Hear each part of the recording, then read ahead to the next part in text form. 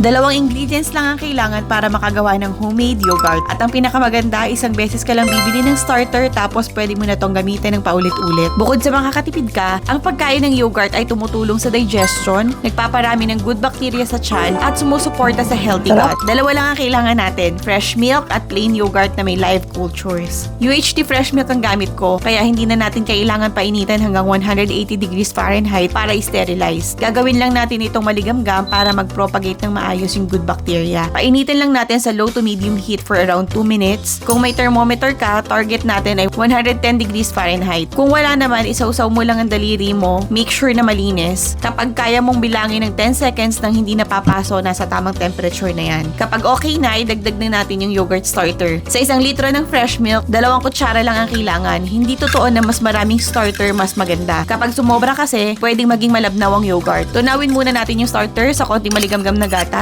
bago ihalo sa natitirang milk. Pagkatapos, ilagay sa airtight container. Ako, nilalagay ko sa loob ng cooler para mapanatili ang init. Kung wala ka nito, pwede ring balutin ng makapal na kumot o ilagay sa oven o kaya microwave na naka-off basta nasa warm spot. Hayaan lang natin siyang mag-ferment for 8 hours, hindi natin to gagalawin. Pagkatapos, ganyan na siya. Pero ilagay pa natin sa refrigerator for another 6 to 8 hours para mas tumibay ang texture. At ayan na, pwede mo na itong kainin bilang regular yogurt. Pero dahil Greek yogurt ang gusto ko, sinala ko pa ito para matanggal ang whey. After another 6 to 8 hours sa ref, mas makapal at mas creamy na siya. Kung gusto mong gumawa ng sarili mong yogurt sa bahay, isave mo na to para may balikan ka. At huwag mong kalimutang mag-follow para sa marami pang easy homemade recipes.